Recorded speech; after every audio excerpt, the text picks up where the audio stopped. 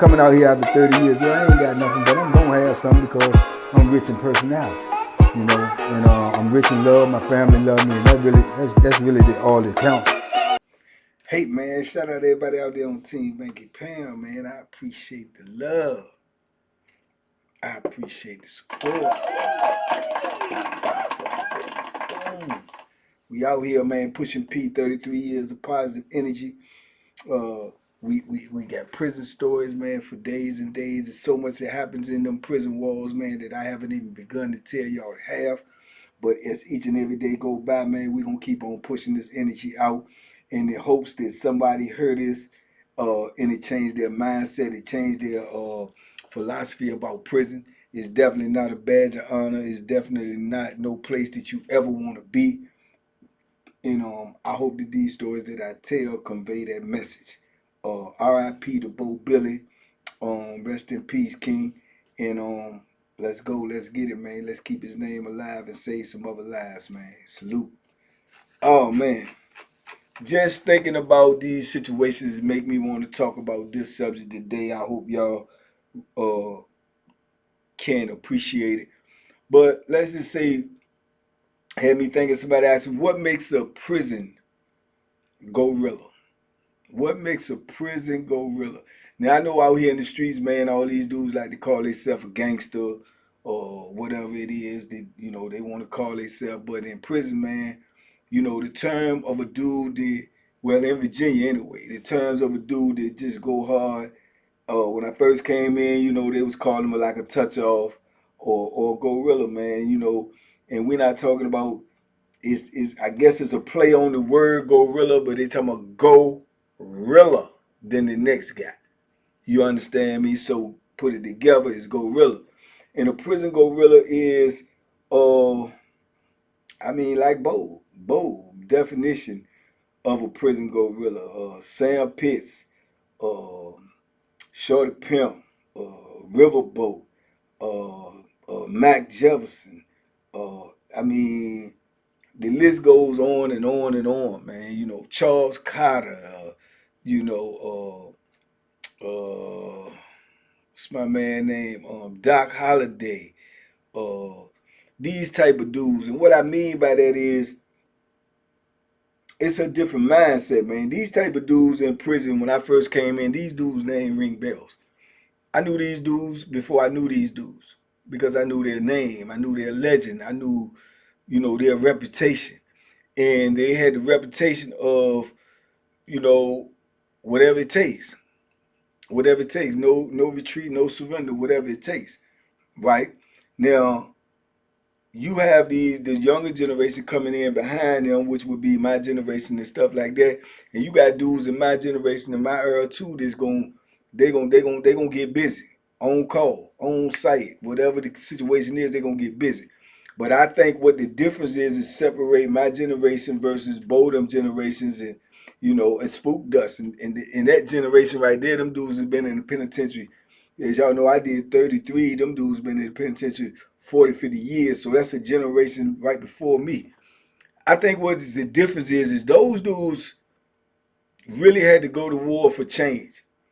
I mean, they really had to put work in, man, because the people was dehumanizing them at a high rate, abusing them at a high rate, taking advantage of them, unaliving some of them. And those dudes had to come to a point in time where they had to wage war against the administration. And when you go to war, you know, casualties gonna be a part of the situation. And I think what it was during this time, they weren't really giving out like the electric chair type stuff for, you know, if something like that happened, you know, to an officer or whoever the case may be. Dudes was getting unalived in the penitentiary in the generation before I came in, and them dudes was getting 4 years, 3 years, 2 years. You know, the most I heard of dude was getting like 10, 12 years. You understand? What is 10, 12 years to a man that's sitting on 50, 100, a life sentence? So the expectation of punishment for taking somebody's life was lower, you know. So the violence was greater. So those dudes took upon that mentality that if I got to be here, then I'm gonna get my respect one way or another, by way of hook or by way of crook. And it don't matter if it's a police, a convict, or inmate. It don't matter. I'm gonna do what I gotta do. And I think those dudes like Bo Billy and Sam Pitts and all those dudes epitomize that type of attitude.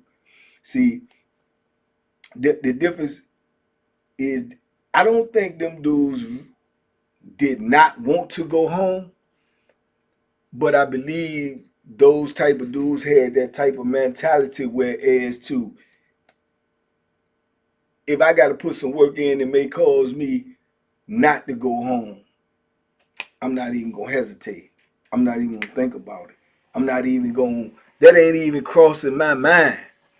You understand me? That's not even crossing my mind. If you on the opposite end, the business end of my anger, then I'm just gonna do whatever I gotta do, and it don't matter who it is. You see what I'm saying? And I think in the generation that I came in, I think that was a consideration for us.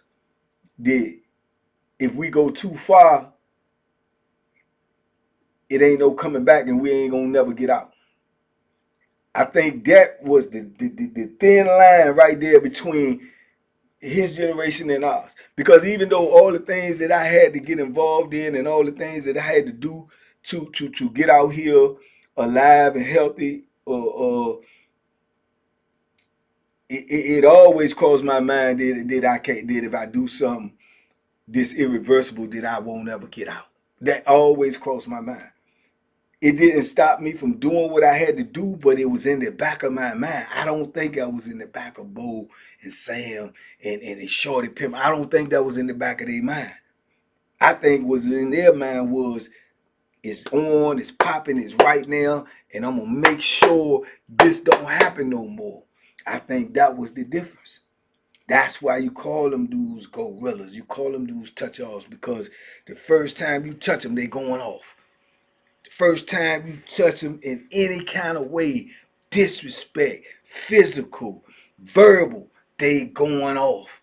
And they ain't got no, it ain't got no button to stop them. They ain't got no retreat. They ain't got no retreat, man. Sam name was like, Sam Lane was like God in the penitentiary, man. You would have to be an idiot. You would have to be a fool. You would have to be uh, a thrill-seeking dude to just go ahead on and do something to him or against him when he was in his peak, because it was a fact that he would unalive you. That was a fact. It wasn't even a matter of opinion. It was a fact. You understand? And that goes for officers as well. See, and also the difference is too, the administration was scared of these dudes, right? I don't think the administration was scared of my generation and dudes that move like I move. I think they was aware, they was cautious, they was, on point, might deal with us a little different, but I don't think they was like afraid. When I tell you afraid, these people was afraid of Bo. They was afraid of Sam Pitts. They was afraid of dudes like Shorty Pimp, Doc Holliday, Mac Jefferson, Spook. They scared of these dudes because they know that these dudes will not bend. They will not, leave no stone unturned. If a CO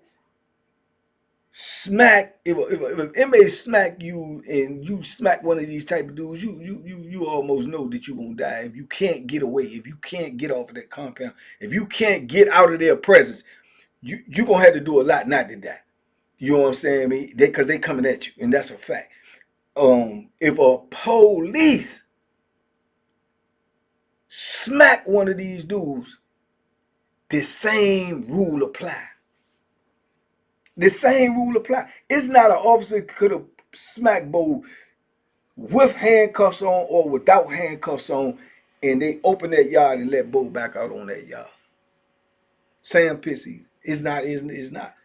With a dude of my generation, he gonna want to hurt him, but he ain't gonna want to kill him. Because he know if he kill him, he know what the penalty is. And back in their day, it won't that penalty. But now, since I've been in, this happened while I was in the penitentiary. They changed the laws for dudes like them. Because now, if you unalive a officer, you going to the death penalty. You going in the electric chair.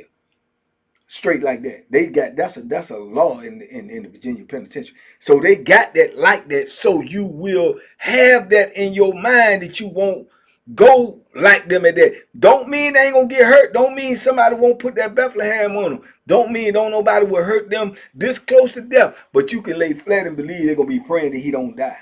Because they know with his life comes yours. Those dudes ain't had those. They won't operate under them type of rules. They won't operate under them type of regulations. They was operating strictly from the code of their ethics and their morals and their principles, and they won't go on for nothing. They won't go on for nothing. And mind you, Bo go in the penitentiary with 30-something years. 30-something years. Shorty Pimp, to my understanding, went in the penitentiary with less than double-digit numbers, meaning under 10. Did 40 plus. See what I'm saying? Because this is the way these dudes was moving back then. These dudes was real gorillas. They gonna go realer than anybody else in that penitentiary. And they gonna set the standard. And you gonna know it. And furthermore, the administration gonna know it.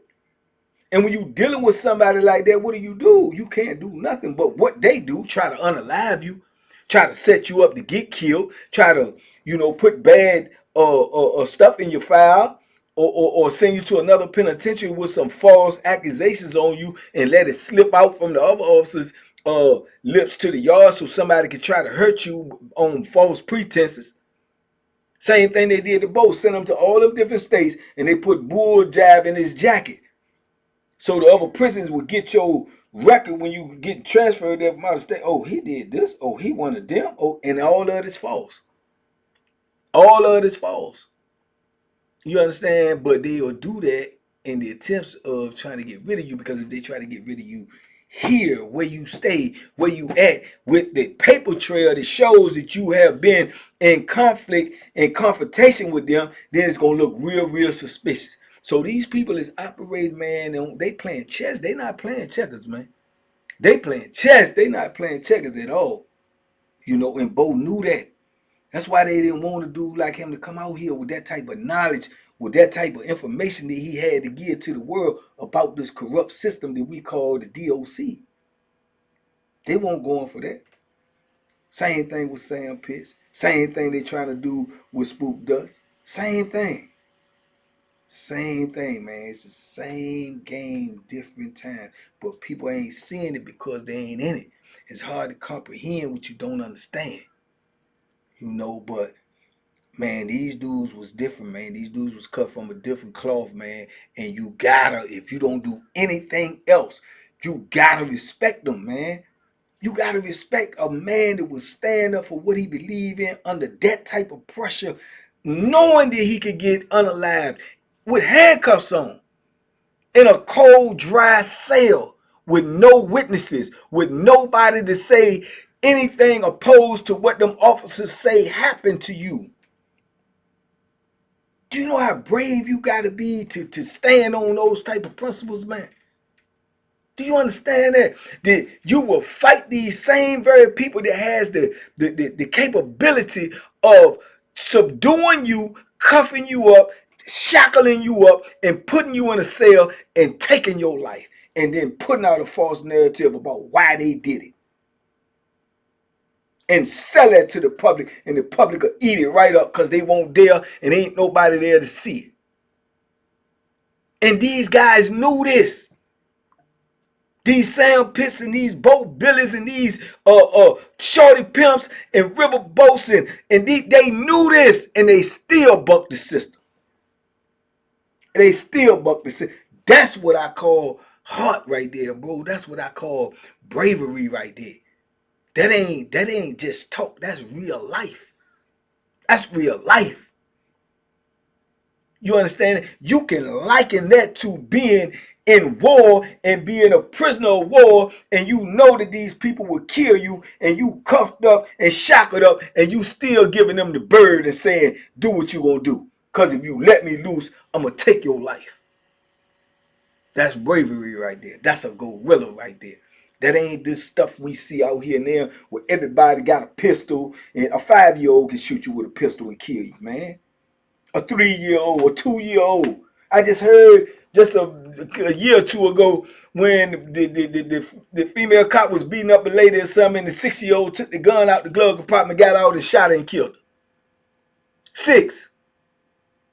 So it ain't no bravery in that, man. That's tomfoolery. That's throwing your life away when you out here popping these pistols and doing all of this stupid stuff. Because when you get up in there, this how you gotta live, and this what you gotta be willing to deal with.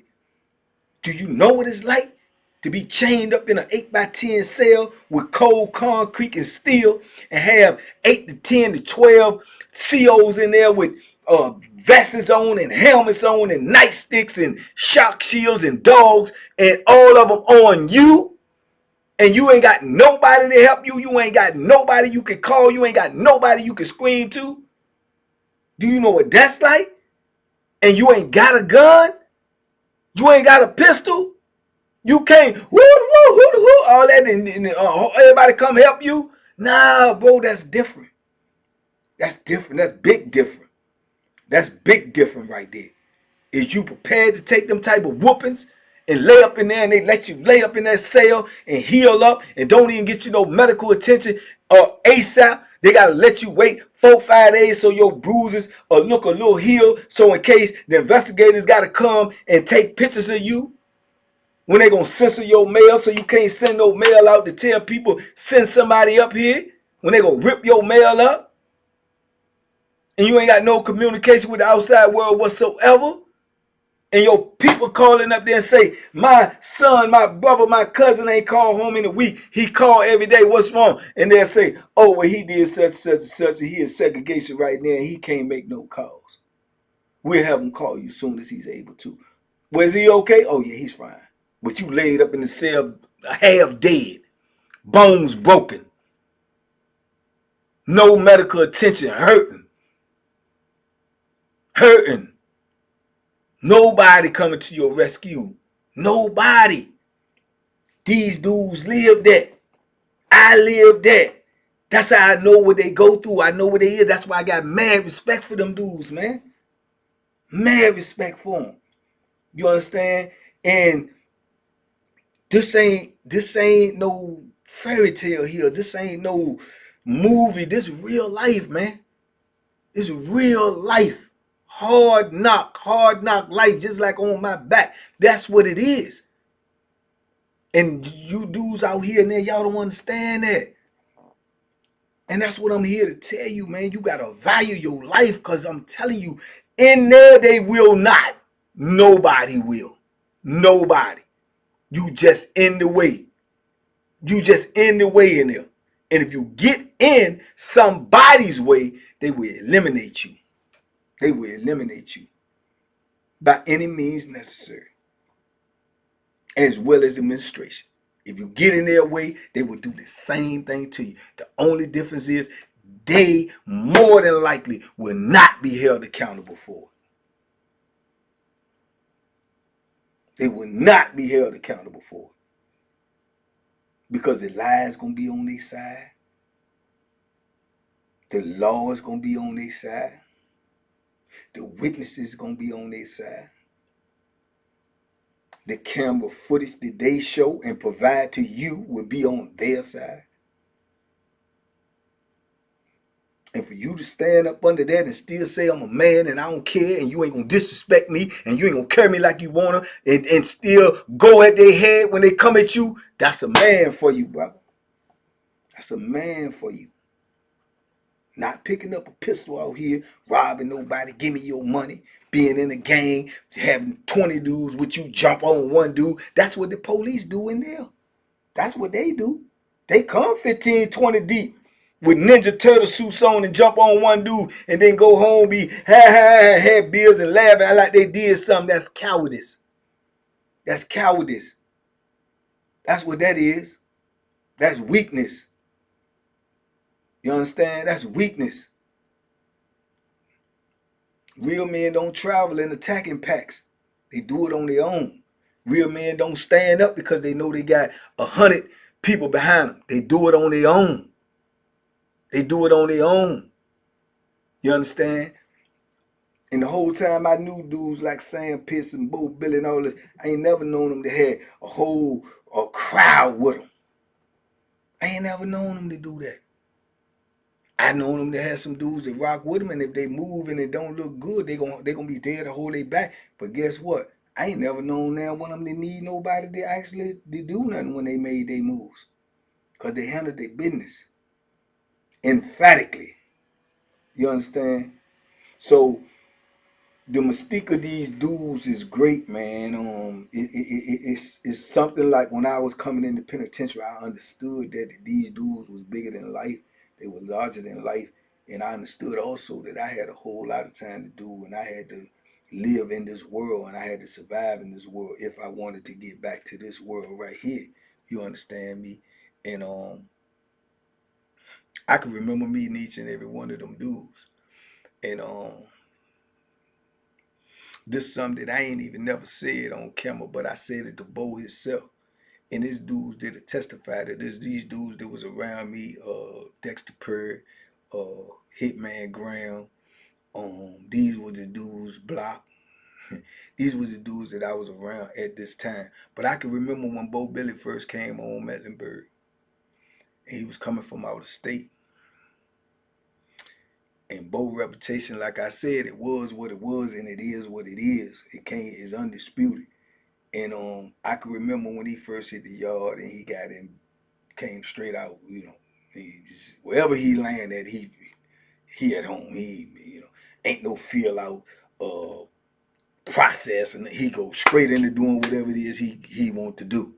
You understand me? And I can remember him coming getting in them poker games, and I was in that space at that time where I'm gambling every day. I'm playing poker every day. It's a group of dudes that's gonna do that every day. I was one of them. I was in that space. You know what I'm saying? Trying to hustle, trying to, you know what I'm saying? And it was dangerous. It was always dangerous because we on the bird. We were the worst of the worst, and everybody out there. But like I say, if it's 6, 7 dudes at the poker game, it's 6, 7 Bethlehems at the poker game. So you know what you're getting yourself into. So I say that to say this: when Bo came, Bo jumped straight into games, right? Now this is when I'm getting to know him. This is when I'm first meeting him. Ben knew about him, but first meeting him. And to see him get in that poker game with dudes who have been in that poker game for days and weeks and months and years since I've been there and demand respect. Dudes, some of these dudes I done seen put in work, get away with it. Some of them put in work, go to hole, come back out. So I know these dudes. I know what they'll do, what they won't do. I know how dudes talk to them. I know how dudes deal with them. I know how dudes perceive them. For him to come jump in that game and talk to each and every one or whoever, which one he wanted at the time, the way he wanted to talk to him, the viciousness in his tone, the words that he used, the disrespectful words, and to see them dudes react different to him than I had ever seen, I knew he was what they said he was. I knew it 100%. From hearing it to seeing it, I knew it. And I can remember going back in the part after I played a couple of days when he was in the game, and he never, be honest, he was never in a game where he ain't had something to say to somebody or some type of dislike about what was going on in the game, even if he was winning. So I can remember going back in there. And at the time, like I say, Hitman and DP was who I was around the most. And, we had the Bethlehem, because we had a hid in a certain spot or whatnot.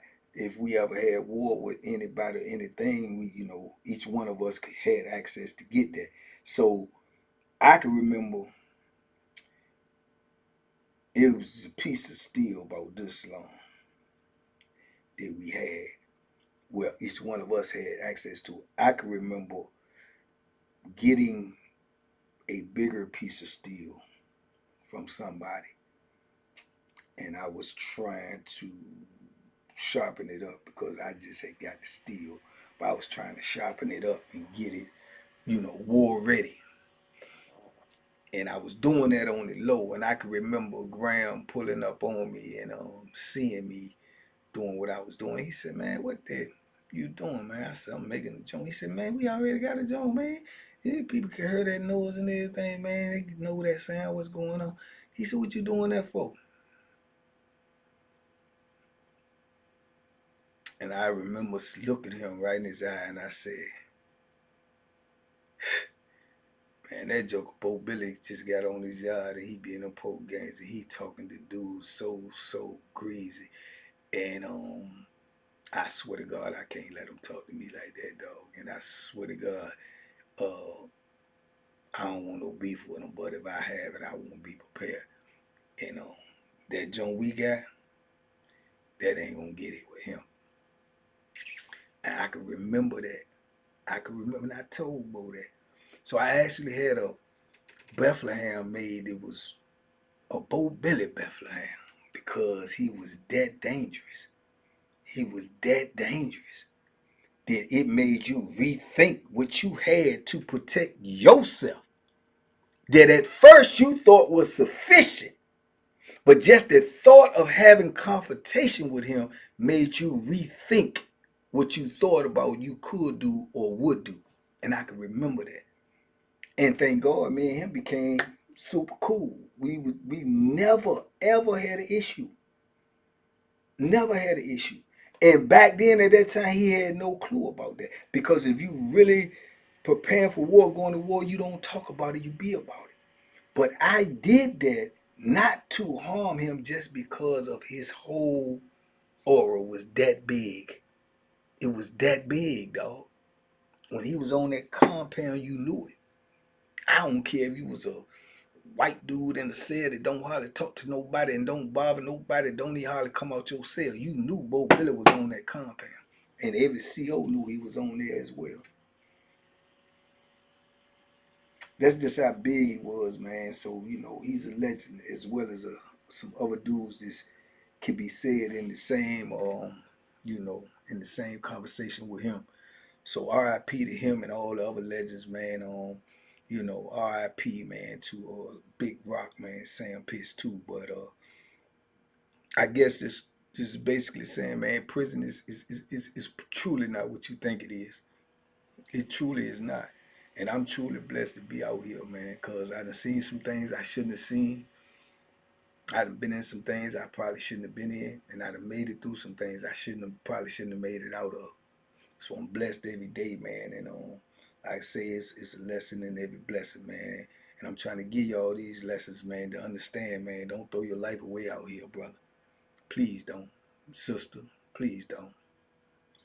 I ain't been in a female's prison, but I'm quite sure it's the same thing, different location. You understand? Because we're in captivity and we're humans and we're not meant to be in captivity. But RIP to the warrior Bo, man. Gone but not forgotten. TBP Nation, y'all stand up. Be safe, be smart, make good decisions, man. Stay out of the penitentiary. Check your health and lock in. Membership on deck too. If you ain't got it, shame on you, blame on you. Let's go.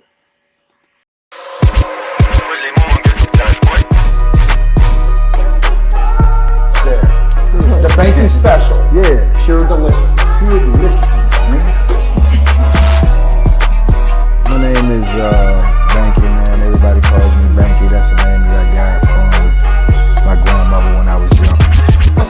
I'm coming out here after 30 years. Yeah, I ain't got nothing, but I'm gonna have something because I'm rich in personality, and I'm rich in love. My family love me, and that's really all that counts.